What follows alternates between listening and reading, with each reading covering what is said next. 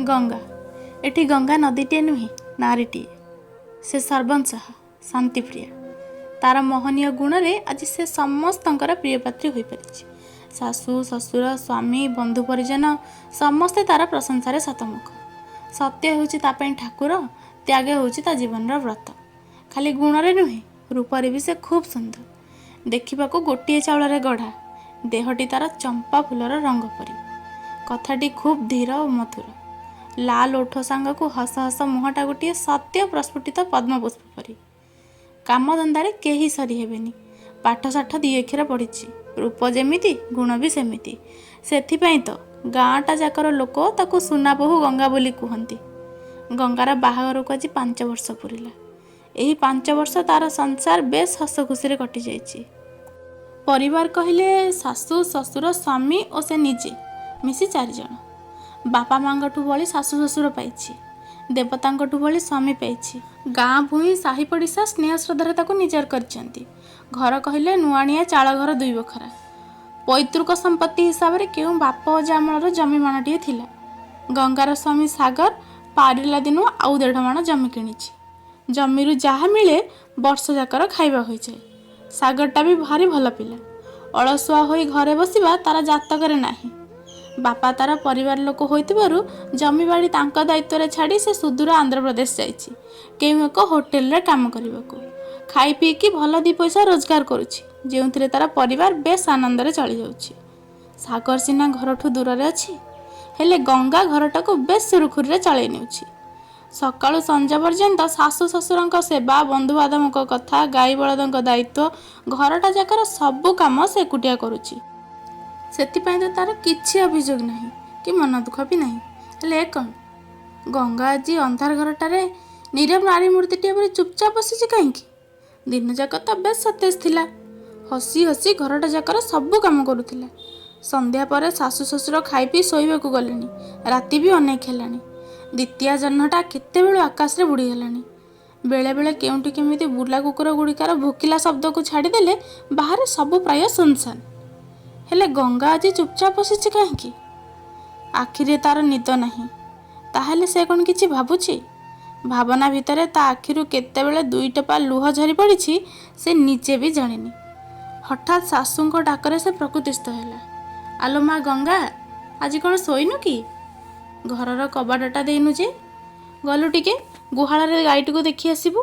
बाड़ीपड़ा गाईटा आज फिटी जाई पड़िशा घर चित्रा बाड़ी शाग गछटा केटा खाईगला बोली आमको से केते गाली कला।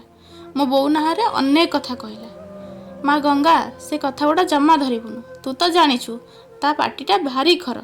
जहाकू नहीं ताहाकू मन इच्छा जहा पारिबो कहिदेव। तू गलु माँ गाईटा को देखी दे आसी शीघ्र शोई पड़िबू।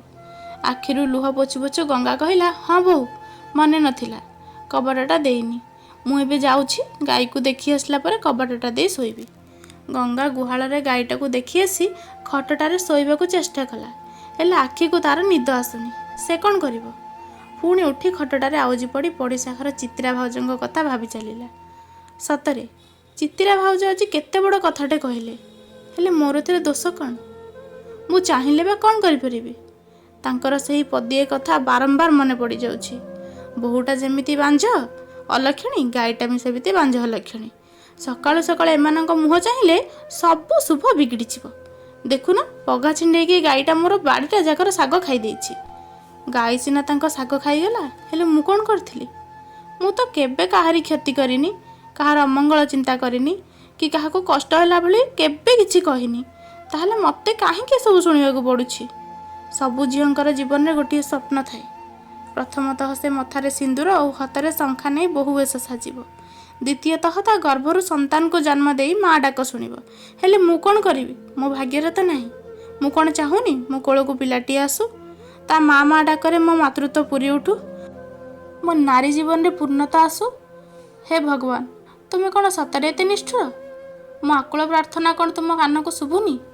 चित्रा भाउजंक कटुक्ति आज मोर सर्वांग को जंत्रणा जर्जरित कर देउछि।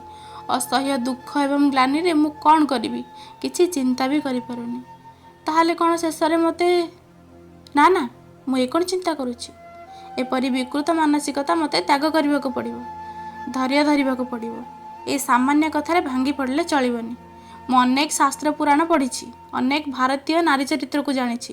ସମସ୍ତଙ୍କ ଜୀବନରେ ଦୁଃଖ କଷ୍ଟ ଯନ୍ତ୍ରଣା ଭରି ରହିଛି, ହେଲେ ସେମାନେ ସେସବୁକୁ ଖାତିର ନ କରି ସେମାନଙ୍କ ଲକ୍ଷ୍ୟ ପଥରେ ପହଞ୍ଚିଛନ୍ତି। ସେମାନଙ୍କ ପରେ ମୁଁ ବି ମଧ୍ୟ ଲକ୍ଷ୍ୟ ପଥରେ ପହଞ୍ଚିବି। ହଁ ହଁ, ନିଶ୍ଚୟ ପହଞ୍ଚିବି। ହେଲେ ଏହା କେମିତି ସମ୍ଭବ? ମୋ ସ୍ୱାମୀ ତ ମୋ ପାଖରେ ନାହାନ୍ତି। ତାଙ୍କ ବିନା ପରାମର୍ଶରେ ମୁଁ ଯେ କିଛି କରିପାରିବିନି। ବହୁତ ଦିନ ତଳେ ଶୁଣିଥିଲି ମୋ ଖୁଡ଼ୀଙ୍କ ଭଉଣୀର ପିଲାଛୁଆ ନ ହେବାରୁ ସେ ମାଳି ନନାଙ୍କ ପରାମର୍ଶରେ ସ୍ୱାମୀ ସ୍ତ୍ରୀ 2 ଜଣ ଗାଁ ମହାଦେବଙ୍କ ପାଖରେ ଗୁଆ ବସାଇ ପୂଜାର୍ଚ୍ଚନା କରିବାରୁ ପିଲାଛୁଆ ହୋଇଥିଲା। ଯେକୌଣସି ଧର୍ମ କାମ କଲେ ସ୍ୱାମୀ ସ୍ତ୍ରୀ ଉଭୟଙ୍କର ଦରକାର ପଡ଼ିଥାଏ। ହେଲେ ଇଏ ତ ସବୁବେଳେ ବାହାରେ, ଏସବୁ କାମ କେମିତି ହେବ? ୟାଙ୍କର କ'ଣ ମୋ କଥା ଦିନେ ହେଲେ ମନେ ପଡ଼େନି? ମୁଁ କ'ଣ କରୁଛି, କେମିତି ଅଛି, ମୋ ଦେହ ପା ଭଲ ଅଛି କି ନାହିଁ? ପାଖାପାଖି 2 ବର୍ଷ ହେଲା ଗଲେଣି ଯେ ମୋ କଥା ଟିକେ ବି ମନେ ପକାଉନାହାନ୍ତି। ଅବଶ୍ୟ ମଝିରେ ମଝିରେ କିଛି ଟଙ୍କା ଡାକ ଯୋଗେ ପଠାଇ ଦେଇଛନ୍ତି। ପୁଅ ଆସୁନି ବୋଲି ବାପା ବୋଉ ମଝିରେ ମଝିରେ ବିରକ୍ତ ହୋଇ ମନ ଦୁଃଖ କରୁଛନ୍ତି। ତା ସହିତ ମୋତେ ବି ବୁଝାଇ ଦେଉଛନ୍ତି। ହେଲେ ମୋ ମନ କ'ଣ ବୁଝେ? ଗୋଟାଏ ସ୍ତ୍ରୀ ପାଖରେ ଘର ଦ୍ୱାର ଧନ ସମ୍ପତ୍ତି ମାନ ସମ୍ମାନ ସବୁ ଥାଇ ବି ଯଦି ତା ପାଖରେ ତା ସ୍ୱାମୀ ନଥାଏ, ତାହେଲେ ଏସବୁ ମୂଲ୍ୟହୀନ। ଗୋଟିଏ ବିବାହିତ ପତିବ୍ରତା ନାରୀର ସ୍ୱାମୀ ହେଉଛି ତା ପାଇଁ ସବୁକିଛି। ମୁଁ ତ ମୋ ନାରୀ ଜୀବନର ପତିବ୍ରତା ଧର୍ମକୁ ଠିକ୍ ରୂପେ ପାଳନ କରୁଛି, ଆଉ ମୋ ସ୍ୱାମୀ ସେ ତାଙ୍କ ସ୍ୱାମୀ ଧର୍ମ ଠିକ୍ ରୂପେ ପାଳନ କରୁଛନ୍ତି। ନା ଅନ୍ୟ କୌଣସି ନା ମୁଁ ଏ କ'ଣ ଚିନ୍ତା କରୁଛି? ମୋ ସ୍ୱାମୀ ମୋ ପାଇଁ ଦେବତା। କୌଣସି ପରିସ୍ଥିତିରେ ପଡ଼ି ସେ ଘରକୁ ଆସି ନଥାଇ ପାରନ୍ତି, ହେଲେ ଆମ ଖୁସି ପାଇଁ ସେ ତ ଦିନ ରାତି ପରିଶ୍ରମ କରୁଛନ୍ତି। ଆମେ ଚଳିବା ପାଇଁ ପଇସା ପଠାଇ ଦେଉଛନ୍ତି। ଗଲାବେଳେ ବାପା ବୋଉଙ୍କୁ କହିଯାଇଛନ୍ତି ମୋର ଖିଆଲ ରଖିବାକୁ। ମୋ ସ୍ୱାମୀଙ୍କୁ ମୁଁ ଠିକ୍ ଚିହ୍ନିଛି। ତାଙ୍କ ନାଁ ସାଗର। ସେ ସାଗର ପରି ଶାନ୍ତ ସୁନ୍ଦର ଉଦାର। ତାଙ୍କ ଶାନ୍ତ ସରଳ ସ୍ୱଭାବ ସାଙ୍ଗକୁ ନିରାଡ଼ମ୍ବର ଜୀବନ ମୋତେ ବହୁତ ଭଲ ଲାଗେ। ତାଙ୍କ ପରି ଜଣେ ସତ୍ପୁରୁଷଙ୍କ ସ୍ୱାମୀ ରୂପେ ପାଇ ମୁଁ ନିଜକୁ ଭାଗ୍ୟବତୀ ମନେ କରୁଛି। ସେ ସବୁ ଛାଡ଼ି ମୋତେ ଏବେ ତାଙ୍କ ପାଖକୁ ଚିଠିଟିଏ ଲେଖିବାକୁ ପଡ଼ିବ। ସେ ଯେମିତି ହେଲେ ଆର ମାସରେ ଘରକୁ ଆସନ୍ତୁ, କାରଣ ବାପା ବୋଉ ବୁଢ଼ାବୁଢ଼ୀ, ପାଚିଲା ପତ୍ର ସମାନ, ଆଜି କଥା କାଲିକି ନାହିଁ। ଅନେକ ଦିନ ହେଲା ପୁଅକୁ ନ ଦେଖି ସେମାନେ ବି ମନ ଦୁଃଖରେ ରହୁଛନ୍ତି। ମୋ କଥା ମନେ ନ ପଡ଼ିଲେ ନାହିଁ, କିଛି ନହେଲେ ତ ବାପା ବୋଉଙ୍କ ପାଇଁ ମଝିରେ ଘରକୁ ଆସିବା କଥା। ବାପା ବୋଉ ଦୁଃଖ ମୁଁ ଦେଖିପାରିବିନି।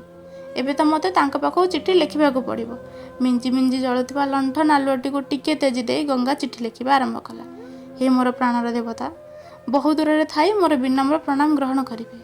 ମୁଁ ଏଠାରେ ମହାଦେବଙ୍କ କୃପାରୁ ଭଲରେ ଅଛି। ପ୍ରଭୁ କରନ୍ତୁ ତୁମେ ମଧ୍ୟ ସେଠାରେ ଭଲରେ ଥିବ।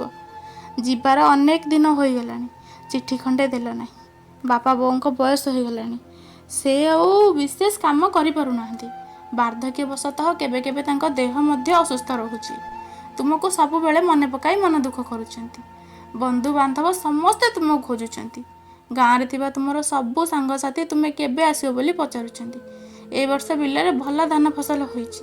ଗାଁର ମଝି ରାସ୍ତାଟା ଏବେ ଏବେ ସିମେଣ୍ଟ କଂକ୍ରିଟ ହୋଇଯାଇଛି। ଆମ ଗାଈ ବଉଳାର ଧଳା ଫରଫର ଅଣ୍ଡିରା ଗଛଟିଏ ହୋଇଛି।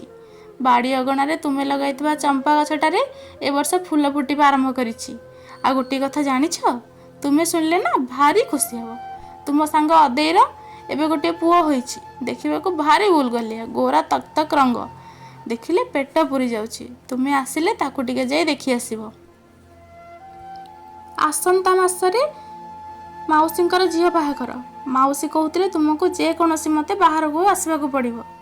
ଆଉ ସବୁ ଖବର ଭଲ। ମୁଁ ଏତେ ଗୁଡ଼ାଏ କଥା ଲେଖିଲି ବୋଲି କିଛି ଚିନ୍ତା କରିବ ନାହିଁ। ତୁମ ଆଶୀର୍ବାଦରୁ ତୁମ ଗଙ୍ଗା ସବୁ କାମ ସୁଚାରୁ ରୂପେ କରିଚାଲିଛି। ତୁମେ ଘର ଛାଡ଼ି ଗଲାବେଳେ ଯେଉଁ କଥା କହିଥିଲ, ତୁମକୁ ଏ ଘର ବାପା ବୋଉ ବନ୍ଧୁବାନ୍ଧବ ସମସ୍ତେ ଲାଗିଲେ। ମୋର ଅନୁପସ୍ଥିତିରେ ତୁମେ କାହାକୁ ଅବହେଳା କରିବନି। ମୁଁ ତୁମକୁ କଥା ଦେଇଥିଲି, ତୁମ ଅନୁପସ୍ଥିତିକୁ ଅନୁଭବ କରିବା ପାଇଁ ମୁଁ କାହାକୁ ସୁଯୋଗ ଦେବିନି। ତୁମ ସ୍ନେହ ଶ୍ରଦ୍ଧା ଭଲ ପାଇବାକୁ ପାଥେୟ କରି ମୁଁ ଆନନ୍ଦରେ ହସି ହସି ସବୁ କାମ କରିପାରୁଛି। ମାନସ ପଟରେ ଅନେକ ଭାବନା ଉଙ୍କି ମାରୁଥିଲେ ବି ସବୁକୁ କାଗଜ କଲମରେ ରୂପ ଦେବା ସମ୍ଭବ ହେଉନି।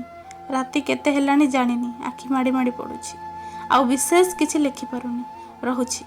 ଇତି ତୁମର ଚରଣ ଦାସୀ। ଚିଠିଟାକୁ ଛାତିରେ ଧରି ଗଙ୍ଗା କେତେବେଳେ ଶୋଇପଡ଼ିଛି ସେ ନିଜେ ଜାଣିନି।